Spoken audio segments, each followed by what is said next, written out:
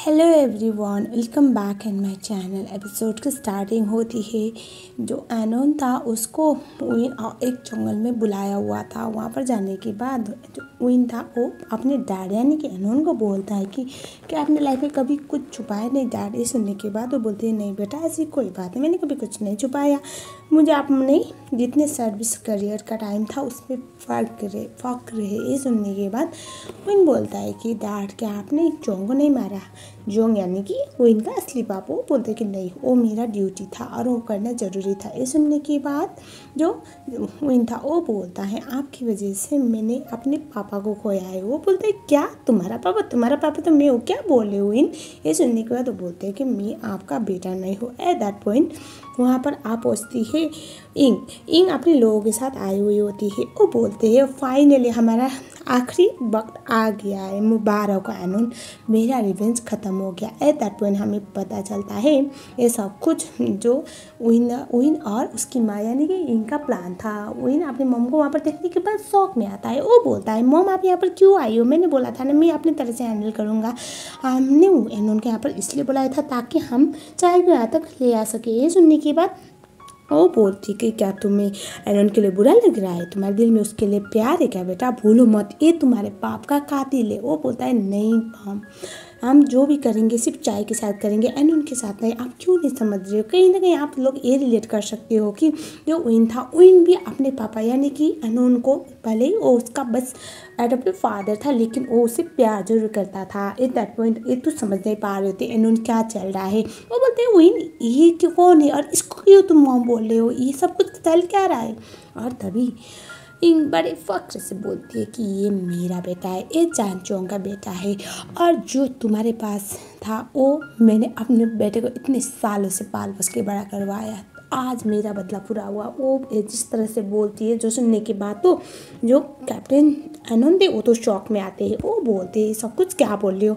उन बोलता है हाँ डैड मैं आपका बेटा नहीं हूँ, मैं जानचोंग का बेटा हूँ, चतरापाकी के लीडर का बेटा। और ये सुनने के बाद वो बोलते कि तो इसका मतलब चाय। और वो बोलते हाँ चाय तुम्हारा बेटा है, तुम्हारा खुद का बेटा तुम्हें नफरत करता है, तुमसे नफरत करता है। पूरी लाइफ उसने तुमसे इतनी नफरत की, तुम्हारी जान लेने के पीछे पड़ा हुआ और तुम पूरी लाइफ अपने बेटे को पकड़ने के पीछे पड़े हुए हो। आज जाके मेरा बदला पूरा हुआ और आज बदला तब पूरा होगा जब तुम्हारी जान जाएगी, बोल के उसके तरफ बंदूक ताकती है। कैप्टन ने उनको सारा माजरा समझ में आता है लेकिन उसे समझ में नहीं आ रहा था कि यकीन कैसे करे क्योंकि ये बहुत बड़ी बात थी। और उसी समय पे हमें ये दिखाया जाता है, उसे बोलते हैं कि अब तुम्हारा आखिरी वक्त आ गया, मेरा बदला पूरा हो गया, इतने सालों का जो मेरा एक तपस्या मैंने करके ये सब कुछ हासिल किया था वो पूरा हो गया, बोल के उसकी तरफ गोली चलाने वाली होती है। उसी समय पे एंट्री लेता है चाय फायरिंग करता है और साथ में वायु और डाव दोनों वहाँ पर होते हैं और ये तीनों मिलके बड़े आराम से कैप्टन ने उनको वहाँ से निकाल लेते हैं। चाय अपने डैड को निकालता है और वायु और डाव दोनों मिलके बाकी फाइट करते हैं और काफ़ी बढ़िया सीन था। बेचारा वायु अब उसका भी ऑलमोस्ट आखिरी टाइम आ गया है, आप लोग समझ ही गए होंगे। होता है उस समय में हमें ये दिखाया जाता है वायु डाव को थैंक यू बोलता है कि उसे एक चांस देने के लिए। डाव बोलती है मैंने तुम्हें कभी भी चांस नहीं दिया है और अभी जो हो रहा है वो मैं इसलिए कर रही हूँ क्योंकि यहाँ पर बात मेरे डैड की जान के ऊपर आई हुई है और इसके अलावा कुछ ही नहीं, ऐसा वो बोलती है। और यहाँ पर फिर से फायरिंग स्टार्ट होती है और हम देखते हैं जो चाय था वो अपने डैड को लेकर थोड़ा सिक्योर जगह पे ले जाता है और वो बोलता है आप लो, और वो उसे एक गन देता है और उसके बाद एक कार देता है और वो बोलता है आप यहाँ से जल्द बाहर जाइए और मैं यहाँ पर सब कुछ संभालूंगा डैड। जैसा और सुनने के बाद कैप्टन एनोन इमोशनल हो गए थे। खुद चाय उसने एक्सपेक्ट किया नहीं था उसके मुंह से जिस आदमी को वो इतने सालों तक सिर्फ नफरत करता आया था उस आदमी को डैड बोलेगा, लेकिन अब जुबान से तो निकल गई ना, थोड़ा सा इमोशनल माहौल हो गया। कैप्टन एनोन को भी तो पता चल चुका है ना वो उसका बेटा है। उसके बाद वो उसे बोले होते कि बेटा, और वो उसे ऐसे हक करते हैं और बोलते हैं मुझे माफ़ कर देना, मुझे सच इतने लेट पता चला। वो बोलते हैं आपकी गलती नहीं है डैड। ये सुनने के बाद वो बोलता है डैड मेरे लिए ज़रूरी ये है कि आपको मैं यहाँ से रेस्क्यू करवाऊँ। पूरी लाइफ में मुझे ये सिखाया गया था, मुझे आपसे बदला लेना है, आपकी जान लेनी है, बस यही सिखाया गया था और मैंने वही सीखा हुआ है। लेकिन आज मैं सही चीज़ कर रहा हूँ, मुझे वो करने दीजिए डैड, आप यहाँ से जाइए, मुझे सब कुछ संभालने दीजिए। तभी कैप्टन एनोन बोलते हैं बेटा घर पे तुम्हारी माँ तुम्हारा इंतज़ार करे, तुम्हारी बहन तुम्हारी इंतज़ार करे, तो प्लीज़ मुझसे प्रॉमिस करो तुम वापस आओगे। चाय बोलता है मैं ट्राई करूँगा कि मैं आप लोगों के पास वापस आ पाऊँ, अगर ना आ पाया तो भी मुझे इस बात का फ़क्र होगा कि मैंने अपने डैड की जान बचाई। जिसको मारने के लिए मुझे बचपन से लेकर आज तक ट्रेन किया गया उसको मैंने बचाया, और जो मेरा खुद का फादर था मेरे लिए वही बड़ी बात है। डैड आप जाइए बोल के उसे वहाँ से भगा देता है। ऐसे कहा जाए तो काफ़ी ज़्यादा इमोशनल मोमेंट था। विन पागल हो जा रहा होता है, वो चाय चाय चिल्ला जा रहा होता है और वो बोला होता है कि आज तेरे और मेरे बीच में जो भी नफरत था वो यहीं पर ख़त्म होगा। चाय कहाँ पर है, तो बुज़दिलों की तरह छुपा के हुए बाहर आ जा, चाय बाहर आ जा। और जो चाय होता है वो विन का ध्यान डिस्ट्रैक्ट कर रहा था ताकि वहाँ से वो अपने डैड को बड़े आराम से निकलवा सके। कैप्टन एनोन पास हो रहे होते हैं, इंग उसके पीछे पीछे चली जाती है और उसी समय पे हमें ये दिखाया जाता है जो इंग होती है कैप्टन एनोन के ऊपर भारी पड़ने वाली थी, लेकिन किस्मत फूटी हुई थी इंग की उसका जो गन था वो ढंग से चल नहीं पाता, जिस बात की वजह से कैप्टन एनोन उसको अगवा करने ही वाले थे। लेकिन यहाँ पर अब आखिरी टाइम है ना, तो थोड़ा तो हमें दिखाया जाएगा लड़ाई और वो सब कुछ था। और पैरेलली हमें फिर से दोबारा दिखाया जाता है कैप्टन एनोन जो थी वो इंग को बोल रहे होते कि तुम्हारे बदले के खेल में 2 बच्चों की लाइफ बर्बाद हो गई, तुम्हारे बदलों के खेल में तुमने 2 मासूमों के साथ बहुत गलत किया, 2 फैमिली को बर्बाद कर दिया, अब तुम्हें नहीं छोड़ूंगा, तुम्हें कानून से पहले मैं सजा दूंगा। ऐसा वो बोले होते हैं, जिंगार दिया जाता है और हमें ये दिखाया जाता है जो मोई होती है उसको वो बुढ़ा यानी कि जो अब तक इनके साथ मिला हुआ पुलिस कॉप वाला बुढ़ा था वो अगवा कर लेता है उसके बंदूक के नोक पे।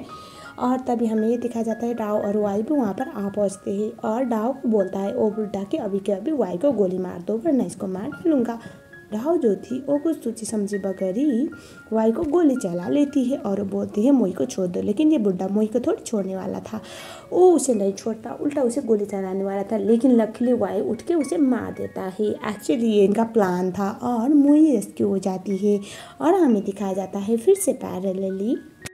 सो हम देखते हैं अब चाय और विन उनका फाइनल बैटल, दोनों कुत्तों की तरह एक दूसरे के साथ लड़ रहे होते हैं और अब तो सच भी पता है ना, और चाय भी अपनी फैमिली को बचाने के लिए लड़ रहा था। और यहाँ पर इतनी भागम भागी लड़ाई वाली होती है कि उस समय पे हमें दिखाया जाता है जो विन था वो चाय के ऊपर बंदूक ताकता है और उसी समय पे ये दिखाया जाता है जो चाय था चाय के हाथ पर एक पासा था जो विन के पैर पे पड़ गया था। अब जंगल था ना, जंगल में जंगली जानवरों को लगाने के लिए फंसाने के लिए लगाया गया जो फांसा था वो इनके पैर में पड़ जाता है। उसके बाद विन और चाय दोनों लड़ते हैं। फिर से हमें ये दिखाया जाता है विन जो था वो ऐसे बहुत बड़े झरने के आगे आ जाता है और लटक जाता है, लेकिन चाय जाके उसे पकड़ लेता है और उसके बाद उसी समय पे एनोन लेके आया हुआ था, आए हुए थे इनको पकड़ के। और हमें ये दिखाया जाता है जो चाय होता है वो इनको बोला होता हाथ दे विन ऊपर आ, तेरा मेरा जो भी रिश्ता हो, जिस तरह से हमने एक दूसरे के जान लेने का ट्राई किया, लेकिन मैं ऐसे तो नहीं जाऊँगा तू मरे। और हमें ये दिखाया जाता है इंग इस तरह से अपने बेटे को देखने के बाद तो शौक में आ जाती है, वो तो वहीं पर कांपने लग जाती है, वो बोल रही होती है विन प्लीज़ उसका हाथ दो, लेकिन विन हाथ नहीं देता। और हमें एनोन को दिखाया जाता है, एनोन भी चाय को बोले होते हैं चाय तुम उसको बचाओ, उसको कुछ होने मत दो। चाय बचाना चाहता था लेकिन यहाँ पर किस्मत को कुछ और ही मंजूर थी। फ्लैशबैक में दिखाया जाता है जिस तरह से उनका असली बाप यानी कि जानचोर ने जिस तरह से वो लटक रहा था और उस टाइम पे एनोन बचाना चाहते थे, लेकिन उस टाइम पर भी उस आदमी ने यही बोला था कि मेरे लिए वक्त की बात ये होगी कि मैं मर जाऊँ, तेरे हाथों से तेरी दी हुई ज़िंदगी तेरी दी हुई लाइफ को जीने से अच्छा बोल के उसने उसके हाथ पे गोली चलाकर यानी कि बंदूक एक हाथ से बंदूक चलाकर अपने आप को ही मरवाया था। सेम ये चीज़ यहाँ पर विन करता है, उन चाय के ऊपर गोली चलाता है जो उनके सर जो चाय था चाय के सर के पास लगता है और विन वहीं से गिर जाता है। और उसके बाद तो क्या था, बहुत खतरनाक माहौल, वहाँ पर सब लोग रोने लग जाते हैं। विन तो इस तरह से अपने लाल बेटे को मरते हुए देख कर वहीं पर उनको पैनिक अटैक आता है, वहीं पर गिर जाती है और एनोन को भी हार्ट अटैक आ जाता है, क्योंकि अब देखो कुछ भी हो बदला एक तरफ, लेकिन विन को उन्होंने पाल पोस के बड़ा किया था और कभी भी एनोन गलत नहीं थे। और वहीं पर ऐसा सीन देखा जाता है चाय जैसे तैसे करके उठता है और विन डाव मोई और वायु तीनों वहाँ पर उसे देख रहे होते हैं। मोई को देखता है चाय। चाय जब तक उड़ता है उसके सर से खून आ रहा होता है और उस टाइम पे हमें दिखाया जाता है वो मोई को देखता है और वो वायु मोई बोले होते हैं चाय आगे की तरफ आओ, वहाँ पर खाइए, तुम गिर जाओगे। चाय उठ के इधर चलने वाला था लेकिन उससे कुछ नहीं होता, वो मोई बोलता है और उसके बाद वो वैसे गिर जाता है। क्या होना था, सोचो कितना खतरनाक माहौल। दोनों बच्चों के लेकर ये पूरी कहानी स्टार्ट हुई थी। इस तरह से दोनों बच्चे अपनी दम तोड़ देते हैं, दोनों गिर जाते हैं और उसके बाद मोई बहुत ज़्यादा बुरी तरह से टूट जाती है और वो फुट फुट के मोई पर रोने लग जाती है। लेकिन क्या फ़ायदा था, जिसकी कहानी के लिए, जिस बदले के खेल में इंग ने इतना बड़ा षड्यंत्र रचा हुआ था, आज वो बदले का खेल इस तरह से ख़त्म हो गया। ना विन रहा ना चाय, दोनों ने अपनी जान गंवा दी और यहाँ पर रह गया तो बस एक जो गिल था सबके मन में। और मोई जो थी उसको उसका प्यार, उससे उसका प्यार चला गया और वो इनकी फैमिली तो जो भी थी, लेकिन चाय की फैमिली बिछड़ी। उन्होंने तो अपने बेटे को कभी प्यार से गले भी नहीं लगा पाए। सो हम देखते हैं बड़ा इन्वेस्टिगेशन के बाद विन की डेड बॉडी मिल जाती है, उसका अंतिम संस्कार किया जाता है। लेकिन उसी फैमिली के साथ जो इसके साथ वो पला बड़ा था, यानी कि कैप्टन एनोन की फैमिली के साथ, और उसी फैमिली के साथ जिस फैमिली के साथ विन बड़ा हुआ था, कैप्टन एनोन की फैमिली के साथ। कैप्टन एनोन की वाइफ तो पूरी तरह से टूट गई थी क्योंकि उनका बेटा उसके पास नहीं था। वो टूट टूट के बिखर चुकी थी, वो रो रही होती है और वो बोल रही होती है कि आखिर ऐसा क्यों हो गया, हमारे दोनों बच्चे हमसे दूर क्यों हो गए। वो रोती जाती है। विन का तो आखिरी जो टाइम था वो ख़त्म हो जाता है और मोई चाय का फोटो पकड़ के रोए जा रही होती है। और उस टाइम पे एनोन, उसकी वाइफ और डाओ उसके पास आते हैं और एनोन की मॉम, एनोन की वाइफ यानी कि चाय की असली मॉम, उसके फ़ोटो को ऐसे देख के रोने लग जाती है और वो बहुत रोती है और बोलती है तुम्हें एक बार गले भी नहीं लगा पाई, मुझे माफ़ कर देना बेटा, दोबारा मेरे कोख से पैदा होना। उस टाइम पे मैं तुम्हें प्रोटेक्ट करूँगी, तुम्हें किसी को ले जाने नहीं दूँगी, कोई भी तुम्हें अपने मकसद के लिए इस्तेमाल नहीं करेगा। तुम शायद इस दुनिया की सबसे बदकिस्मत बेटी होगी और मैं इस दुनिया की सबसे बदकिस्मत माँ हूँ जो अपने बेटे को एक बार प्यार से भी गले ना लगा पाई, एक बार प्यार से उसे महसूस ना कर पाई। बोल के रोते रह जाती है। डाओ अपने मन ही मन में बोलती है विन दोबारा दूसरा जन्म मिले तो उस टाइम पे तुम फिर से मेरे भाइयों के पैदा होना, उस टाइम पे हम एक अच्छी लाइफ जिएंगे। और चाय को भी वही बोलती है और हमें दिखाया जाता है सीन कट। अगले सीन में इंग चतुराबाकी में होती है, उसका इलाज चल रहा होता है लेकिन वो पूरी तरह से पैरालाइज हो चुकी थी, बस उसके फेस के एक्सप्रेशन थोड़ी थोड़ी चलते थे। वहाँ पर आते हैं ली यानी कि अंकल ली, मोई के पापा, और वहाँ पर आने के बाद वो पहले ग्रीटिंग करते हैं और अब तो बस पछतावा के अलावा कुछ था नहीं ना।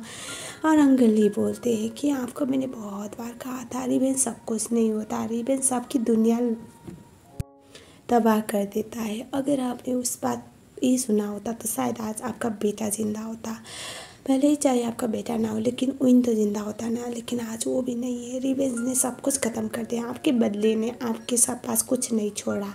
और मैं भी अब जा रहा हूँ चतुराबाकी से दूर, अपनी बेटी के साथ नई लाइफ स्टार्ट करने के लिए बोल के वो वहाँ से चले जाते हैं। इंग बस रोती ही रह जाती है। एंड देन हाँ, ये ज़रूर था कि इंग के मन में गिल्ट ज़रूर था क्योंकि उसके आंखों से आंसू आ रहे थे और उसका बेटा जो बदले के चक्कर में उसने शुरू किया था जो खेल, उसमें उसका बेटा ही मारा गया। वो आयु को दिखाया जाता है, वायु के पास पुलिस वाले आते हैं और उसके बाद उसे हैंड्सअप करने के लिए बोलते हैं, मतलब उसे पकड़ने के लिए। वो आयु पहले तो बंदूक को आगे करता है लेकिन बाद में उसको ऐसे नीचे फेंकता है और वहाँ पर आती है डाव। डाव को देखने के बाद वो बोलता है मैंने बोला था ना मैं आखिरी वक्त तक भी तुम्हारे साथ रहूँगा और अगर तुम मुझे अरेस्ट करे तो मेरे लिए वो बहुत बड़ी बात है। उसको ऐसे हक करता है और वो बोलता है मुझे माफ़ कर देना, अगर दोबारा किसी जन्म में मुझे मौका मिले तो मैं तुमसे सच्ची में शादी करना चाहूँगा और उस टाइम तुम मुझे मत रोकना, ऐसा वो बोलता है। डाव तो रोने लग जाती है और वो उसके हाथ आगे अपने हाथ करता है और वो बोलता है रोना मत, ऐसे ड्रामा क्वीन अच्छी नहीं लगती, तुम तो बहुत स्ट्रॉन्ग हो डाव, और मुझे तुम्हारे हाथों से रेस्टोरेंट में कोई बुरा नहीं लग रहा, मैंने गलत किया है और मुझे पनिशमेंट मिलनी चाहिए। हालांकि ये गलत उससे जानबूझ के नहीं, बल्कि ये सब कुछ बुपा की वजह से हुआ था, क्योंकि आपको याद होगा ना, बुपा कमीना कुत्ता, उसने बंदूक चलाई थी, वो भी वायु के हाथ से, लेकिन बुपा के बारे में उसने कभी बोला नहीं, और जो वायु था उसको पुलिस पकड़ के लेके चली जाती है। लेकिन एट दैट व्हाट कॉस्ट, वो तो हमें बाद में पता चलेगा। और हम देखते हैं अब डाव मोई के पास आती है और मोई को बोलती है क्या तुम सच्ची में शिफ्ट होने वाले हो। ये सुनने के बाद मोई बोलती है यहाँ पर मेरे पास कुछ नहीं बचा, अब मेरे पापा है मेरे पास, मेरा भाई भी चला गया और चाय भी नहीं है, यहाँ पर रहूँगी तो मुझे चाय की हरदम याद आती रहेगी। मैं चाय को याद करना तो चाहती हूँ, लेकिन हरदम मैं सैड होके नहीं, मैं खुश रह के, क्योंकि चाय के बगैर भी मैं हैप्पी रहना चाहती हूँ। उसको याद करते हुए वो मेरे लाइफ का सबसे बेस्ट चीज़ था, जिसको मैं ऐसे रोते रोते नहीं गुजारना चाहती, ऐसा वो बोलती है और वहाँ से चली जाती है। अब एग्जैक्ट 5-6 महीने के बाद दिखाया जाता है मोई एक नई जगह पे थी, जहाँ पर एज ए नर्स वो एडमिट हो चुकी थी एक हॉस्पिटल पे, और उसी के थ्रू एक वॉलंटियरिंग कैंपिंग पे गई हुई थी, जहाँ पर वो ढेर सारे बच्चों की हेल्प कर रही होती है। और उसी समय पे दिखाया जाता है एक और पर्सन आता है जो उसका प्रोजेक्ट का मेन मैनेजर था। उसको देख के ऐसा लग रहा था कि उसे मोई पसंद है, मतलब इतनी प्यारी लड़की किसको पसंद नहीं होगी। और उसी ज़मीन में हमें दिखाया जाता है मोई उसे इग्नोर मार के चली जाती है। और थोड़ा आगे जाती है तो जो मोई के साथ कुत्ता था, यानी कि चाय का कुत्ता, वो वहाँ से भाग जाता है, वो उसके पीछे पीछे चली जाती है। तो देखती है कि जो चाय का डॉग था, यानी कि मोई के साथ अभी जो डॉग था, वो एक पर्सन के साथ बैठा हुआ था, और वो पर्सन उस डॉग को सहला रहा होता है। वो जाके बोलती है एक्सक्यूज़ मी, ये मेरा डॉग है, क्या आप मुझे वापस लौटाओगे? चार्ली चलो बोल के उसे लेके जाने वाली थी। उस टाइम पे वो देखती है यहाँ पर तो कोई है, उसे ढंग से थोड़ा अच्छे से देखती है, तो ये तो ओह माय गॉड चाय था। चाय को देखने के बाद थोड़ी देर तो वो तो शॉक में आती है, और चाय उसे सॉरी बोल के जाने वाला था, वो गिर जाता है। और उसके बाद ये तो उसके लिए बहुत शॉकिंग बात थी, वो उसके पास जाती है, उसे यकीन हो नहीं रहा था ये चाय कैसे हो सकता है। और उसी समय में हमें ये दिखाया जाता है जो मोई उसके पास जाती है और चाय उठता है और वो बोलता है आई एम सॉरी, और वो जाने वाला था। मोई उसके पास भाग जाती है और बोलती है चाय तुम ठीक हो, सही सलामत हो, तुम जिंदा हो। उसे हक करती है और वो बहुत ज़्यादा रोने लगती है और वो बोलती है अगर तुम सही सलामत थे, तुम जिंदा थे, तो तुम वापस क्यों नहीं आए? पता है मैंने तुम्हें कितना याद किया, मुझे लगा था मेरी दुनिया ख़त्म हो जाएगी, मैं जैसे तैसे मुश्किल से ट्राई कर रही थी अपनी लाइफ में आगे बढ़ने की, लेकिन मैं कभी तुम्हें बुला नहीं पाई थी। तुम अगर सही सलामत थे तो क्यों नहीं आए वापस? ऐसे तो हर वक्त मुझ पे हक जताते रहते हो, और जब सच में हक जताने की बारी आई तो इस तरह से भाग रहे थे मुझसे दूर। ये सुनने के बाद जो चाय मोई को बोलता है तुम कौन हो, मैं तुम्हें नहीं जानता, उसे धक्का देता है, लेकिन उसे धक्का देने के चक्कर में फिर से वो दोबारा गिर जाता है। अब मोई को आइडिया लग गया, वो उसके पास जाती है, उसके आंखों से आंसू आ रहे होते हैं, उसके पास जाती है, चाय के आंखों के आसपास वो उंगलियां हिलाने लगती है, तब उसे रियलाइज होता है चाय ब्लाइंड हो चुका है। उसे ये देख के और ज़्यादा रोना आ रहा था, क्योंकि उसे वो चाय याद आ रहा था जो उसे तंग करता था, उसे परेशान करता था, उसे हर बार ये बोलता रहता था तुम मेरे फंक्शन पर कहीं नहीं जा सकती, कहीं नहीं जा सकती, उसे कितना तंग करता था, यानी टेक्निकली उसका प्यार। और अब वो ये बन गया, उसे यकीन नहीं आ रहा था, वो बहुत ज़्यादा रोने लगती है और वो उसे बोलती है कि तुम मुझसे दूर क्यों जा रहे हो, मुझे इस तरह से परेशान क्यों कर रहे हो चाय, प्लीज़ मेरे पास आओ, क्या कर रहे हो तुम, मुझे क्यों नहीं पहचान रहे हो, बोल के वो वहीं पर रोने लग जाती है। उसे गले लगा के इतना रोने लगती है कि चाय अब अपने आप को रोक नहीं पाता। वो बोलता है नहीं मोई, में वो चाय नहीं हूँ जिस तो तुमसे प्यार करता था, मेरे पास अब क्या बचा है, कुछ नहीं, ना मैं चौतरफाकी का लीडर हूँ, ना मैं वो इंसान हूँ जो तुमसे प्यार करता था, ना ही मैं इस काबिल हूँ कि तुमसे प्यार कर पाऊँ। अब तो मुझे खुद जीने के लिए भी किसी के सहारे की ज़रूरत पड़ती है, एक लाठी की सहारे की ज़रूरत पड़ती है।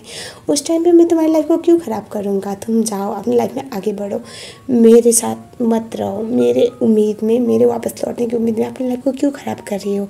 तुम्हारे पास अच्छा खासा लाइफ है, मैं अभी वो कुछ नहीं कर सकता जो तुम्हारे लिए पहले कर सकता था, ना ही मैं तुम्हें प्रोटेक्ट कर सकता हूँ, तो मैं तुम्हारी लाइफ में बोझ कैसे बन सकता हूँ। ये सुनने के बाद मुझे बोलते पागल हो गई, क्या बोले चाहे, तुम्हारा दिमाग तो ठिकाने पे है। उसे बोलती है ऐसे उल्टी सीधी बातें करने से पहले ना 100 बात सोच लेना, क्या सोच रहे हो तुम। चलो, तुम्हारे मॉम है, तुम्हारे डैड है, तुम्हारी बहन तुम्हारा इंतजार कर रही है, उनके पास वापस क्यों नहीं लौटे।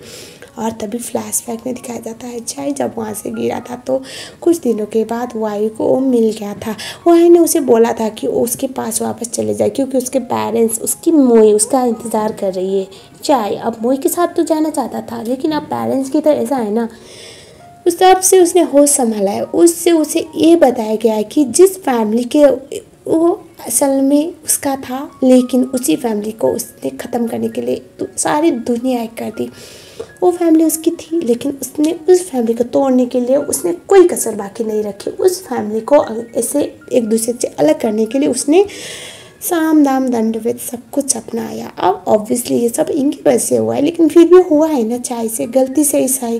और चाय बोलता है मैं किस मुंह से उस फैमिली के पास वापस आऊँ ये बोलने के लिए कि मैं आपका बेटा हूँ, मैं आपका भाई हूँ, मैं आपका वो बेटा हूँ जो शायद एक क्रिमिनल है। वो लोग एक्सेप्ट नहीं कर पाएंगे, बर्दाश्त नहीं कर पाएंगे। वो लोग मुझे भूल चुके हैं, वो लोग मुझे मरा हुआ समझ चुके हैं, तो इसी को रहने दो। ये सुनने के बाद वायु बोलता है तो मोई का क्या। ये सुनने के बाद चाय बोलता है जिस तरह से मेरे मॉम डैड धीरे धीरे मुझे बोल जाएंगे ये सच मोई भी एक्सेप्ट कर लेगी। और मोई के लिए मैं बोझ बनना नहीं चाहता, क्योंकि मोई के लिए मैं हमेशा एक प्राउड वाली बात है, मैं उसके लिए एक प्राउड चीज़ें होना चाहता हूँ, उसके लिए बोझ नहीं। मोई की लाइफ में ऑलरेडी बहुत गलत चीज़ें हो चुकी है, तो एक और बोझ क्यों ऐड हो, ऐसा वो बोलता है। अभी प्रेजेंट में चाहे यही बोलता है कि मैं वो नहीं हूँ मोई जो शायद एक टाइम पे तुम्हारे लिए दुनिया एक करे। अभी मुझे अकेले जीने के लिए भी सहारे की ज़रूरत है, मैं अकेले कुछ कर नहीं पाता, ना ही मेरे पास वायु है ना कुछ है। ये सुनने के बाद वही बोलती है तुम झूठ बोल रहे, तुम मेरे लिए कभी भी बोझ नहीं थे, तुम कभी भी मेरे लिए बोझ नहीं थे चाय।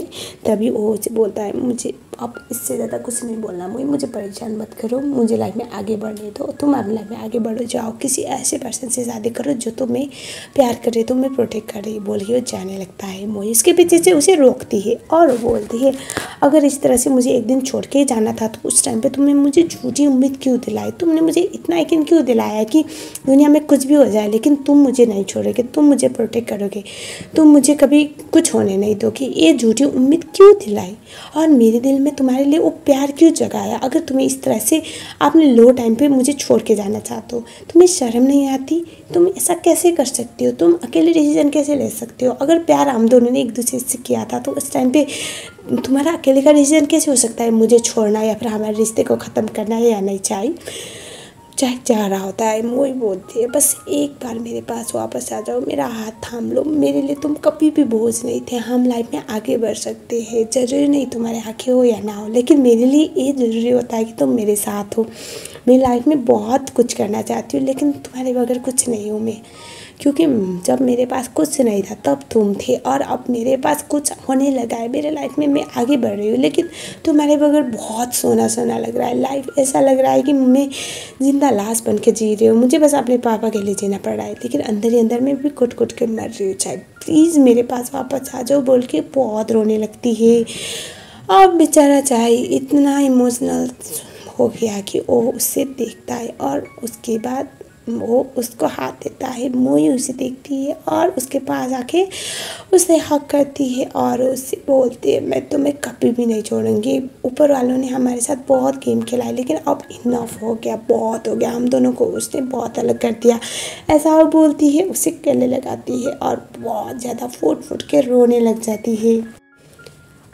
और उसके बाद दिखाया जाता है चाय बोलता है शायद भले ही मैं तुम्हें देख ना पाऊँ लेकिन मेरे दिल में जो तुम्हारे लिए तस्वीर है, तुम्हारी इमेज बनी है वो कभी ना मिटेगा।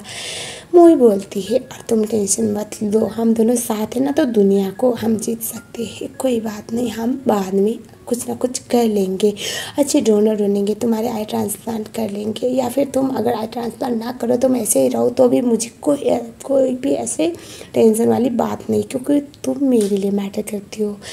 ऐसा वो बोलती है, चाय उसे ऐसे हक करता है, दोनों किस करते हैं और इस तरह से कहानी ख़त्म। उम्मीद है आपको पसंद आया होगा। आई एम सो सॉरी, इस ड्रामे को ख़त्म करने में मुझे वक्त लगा, लेकिन बीच में थोड़ा मैं भटक गई थी। लिटरली मुझे ये स्टोरी इतनी पसंद है जो मैंने ऑलमोस्ट 9 महीने के बाद दोबारा रिस्टार्ट किया था, क्योंकि आप लोगों को पता है मैं 10 एपिसोड के बाद पहले रुक गई थी। काफ़ी अच्छा ड्रामा था। आपको कैसा लगा? मुझे तो बहुत पसंद आया।